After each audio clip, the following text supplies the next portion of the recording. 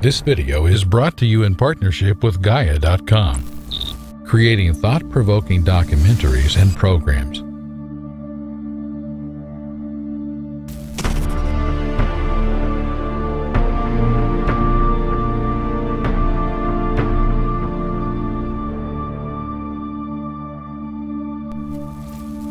The Dead Sea Scrolls and the Nag Hammadi texts.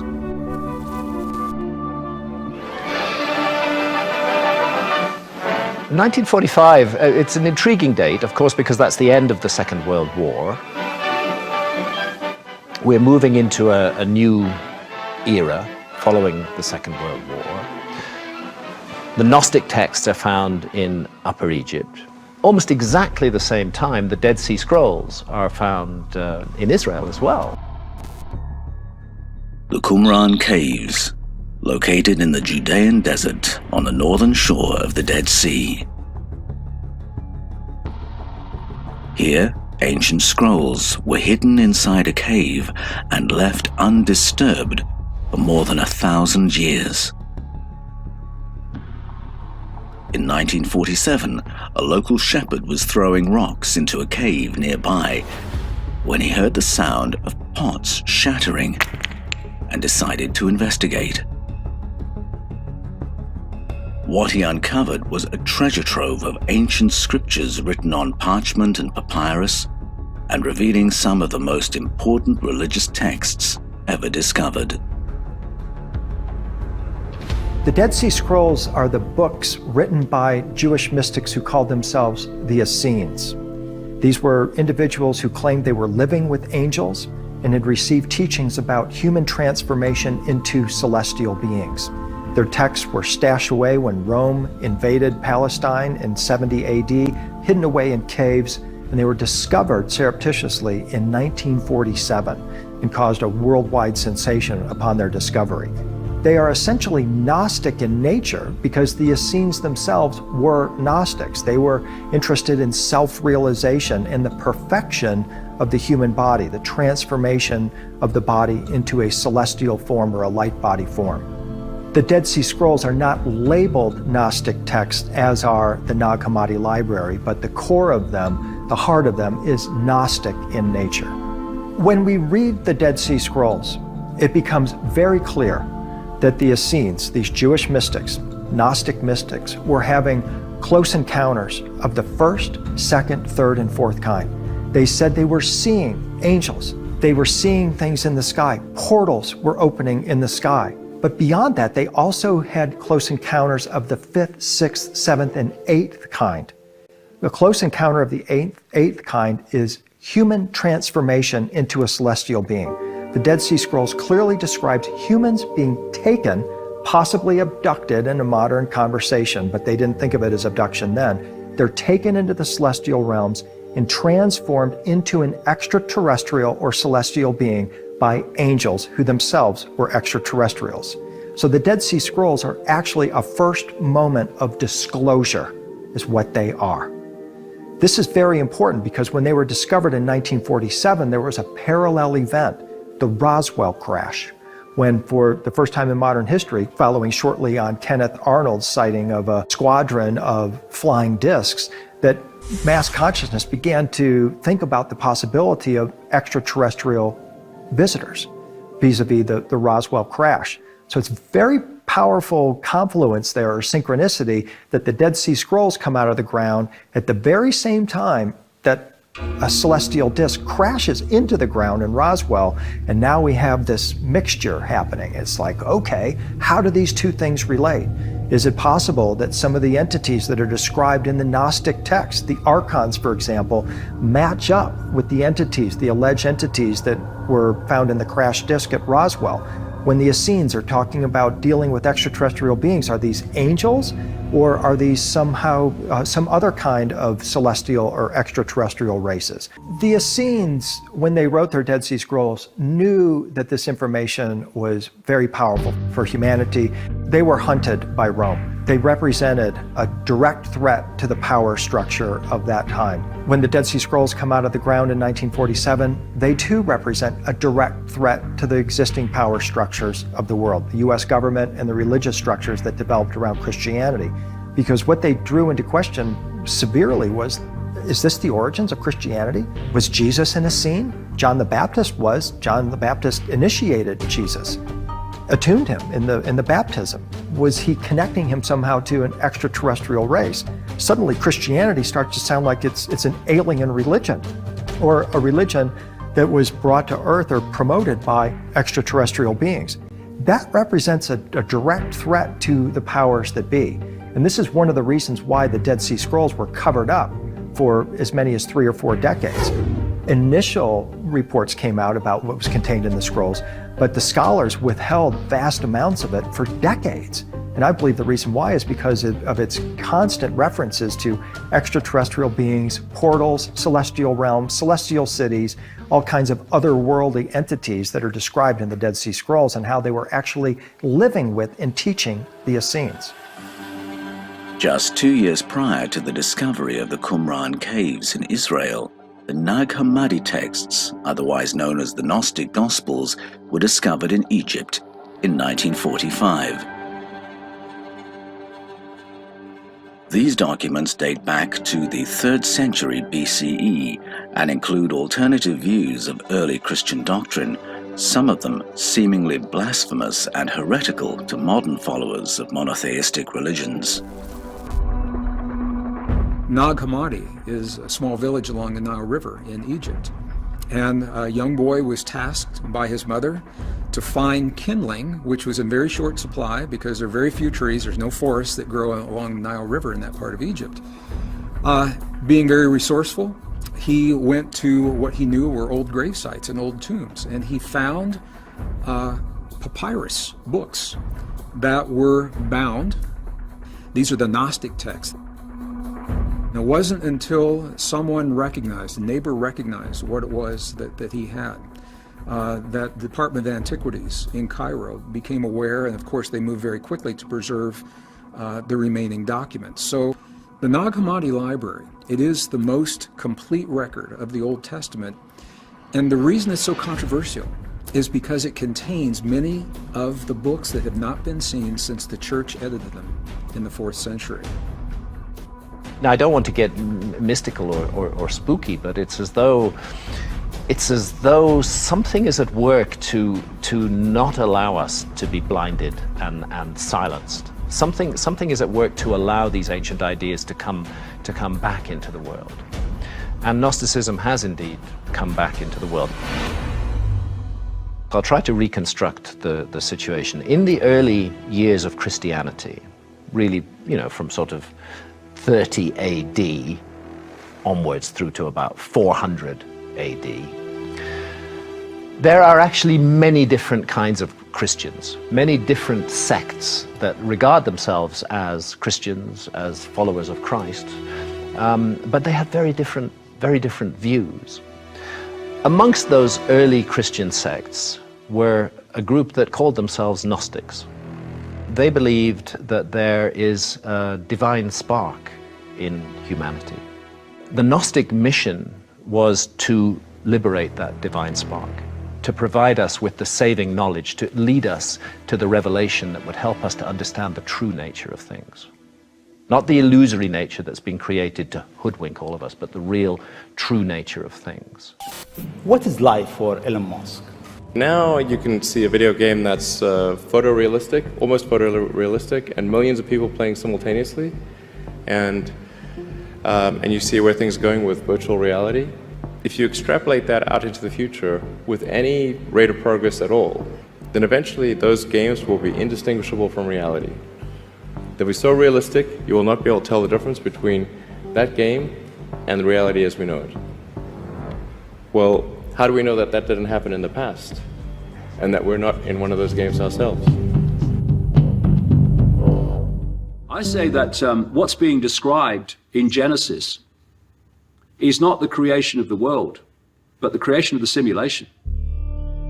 And the bloodthirsty God of the Old Testament, I say, is this archontic force. And the Gnostics described how, in very similar terms, although from another angle, as the Bible talks about how the sons of God, actually the sons of the gods in the original text, interbred with the daughters of men and basically changed the human race. What the Gnostics do is talk about basically the same thing in the Nag Hammadi texts, but they talk about the infusion as a result of this of what they call the counterfeit spirit. The counterfeit spirit is, for me, an expression of this distortion.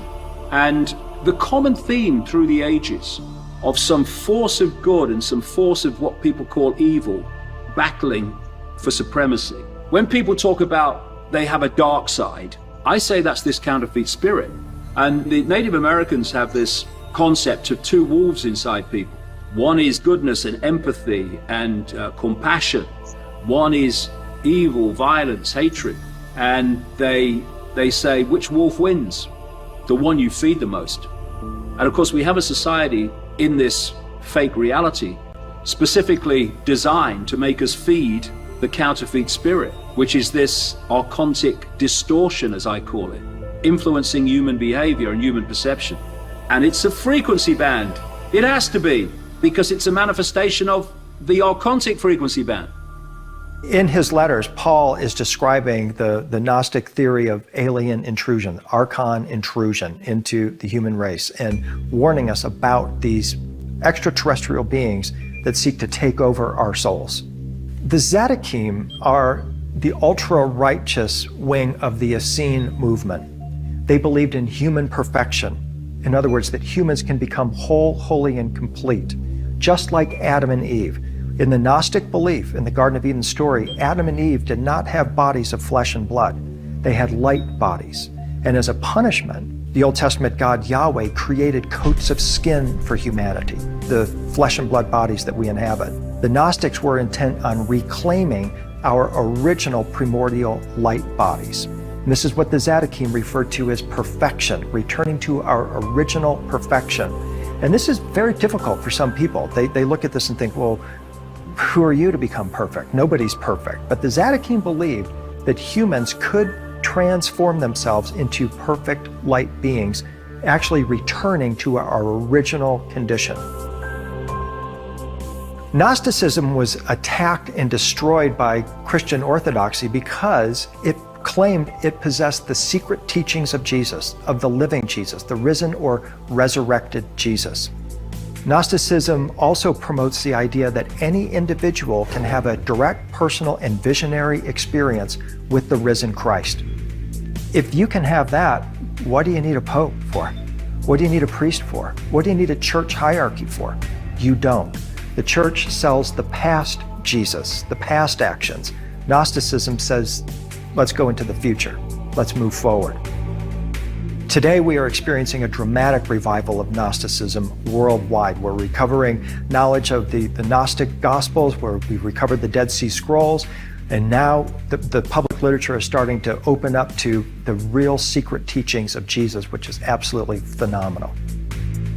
So the more that you re-evaluate self-identity from little me to infinite me, the more we expand awareness out of the frequency band of the archontic force of the counterfeit spirit, the less that impacts upon our behavior and our perceptions. And we start to come from the heart. What did the Gnostics say? The counterfeit spirit hardened the hearts of humanity. Exactly. It's what it was designed to do. This is our connection to infinite awareness. They want us here and here. In the belly, emotion, low vibrational. They don't want us here. It's all systematic. And so, in the end, you can talk forever about the way it's all unfolded and how it's done. But how it's undone is that everything comes from it. This knows because it's connected to that level of awareness that does know. This society worships the intellect. The intellect is the village idiot compared with knowing, with wisdom that comes from here. And therefore, the whole education system, the media, all of it, all the sources of information are directed at the intellect, not the true self. And so we celebrate scientists because they have a great mind. But do they have a great consciousness beyond mind? And we can change that whenever we choose, because we're in control. The idea that some external force is in control is completely illusory. It is in theoretical control because it's persuaded us we have no power and no control over our lives and no control over events. And why we believe that will be our experience. But we can change it tomorrow, we can change it now, just a choice. To pull this together, I'm saying that what we call the reptilians and also the greys, others too, I say that they are manifestations of this archontic force. And how interesting that the Nag Hammadi texts talk about two of the ways that this archontic force, as I call it, takes form, is through a reptilian form and through a form that is like a grey fetus. And therefore, what the reptilians are doing and what the greys are doing in manipulating human society, and what the human, what I call hybrid elite, reptilian human hybrid elite that people call today's the 1%, I say that elite and that reptilian grey grouping are manifestations in form of this archontic force. And ultimately, that force, which takes no form, that distortion, is ultimately the one that is manipulating human society. Almost every account I've ever come across, certainly ancient, certainly the Nag Hammadi texts, and certainly people I've come across on the inside in the world today, there's a very, very common theme between all of them, and that's that this force feeds off human low vibrational emotion, different expressions of fear. And I say that it was when this hijack happened that fear came into the world. I say this archontic force, this counterfeit spirit, is what we call fear. And because you can only feed off that which you can make a frequency connection to, if you are fear and you need to absorb energy within your frequency, what energy do you need to create? Fear, and as much of it as possible. Look at the world. I mean, what is the Second World War in terms of fear? And other things like anxiety and all that, violence, conflict. And so if you look at the world from that perspective, yes, we can break down why certain wars are happening and what the sequence is. But from the archontic force point of view, war in itself is an end. Yes, they'll have an ideal sequence because of the way they're manipulating human society, but war in its end is an end in itself. The more war conflict you have, both the individual conflict and collective conflict, then the more of this energy you are creating. In 2003, we discovered a degeneration in the brain that seemed to be programmed due to a molecule called PP1. We don't know why, we cannot explain why, but at a certain point, humans have this incredible ability to forget. This molecule affects the brain, and it is a degeneration of memory. I think that there is a programmed blockage, which was performed on the human brain. What is interesting about great myths, whether it is for Native Americans or for Africans, very much as well, is that they have the ability to constantly recite those myths, their history, so as not to forget. Some people, the Hebrews as well probably, have managed to have this ability to pass on information across generations. Is it possible that humanity's mental capacities have been suppressed through the intervention of an off-world race? A programmed manipulation of our genetic code to keep us from reaching our hidden potential?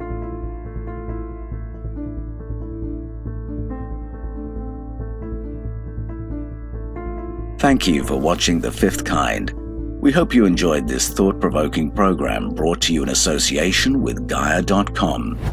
To see more documentaries, interviews, and original shows, follow your curiosity and visit our all-new featured episodes portal at gaia.com/portal/The Fifth Kind. If you like our work and you'd like to know whenever we publish our latest videos, it's really important that you click the bell icon and turn on channel notifications just next to the subscribe button. Also, please like and share this video and help make sure this type of content stays around and is available for others who may be seeking it.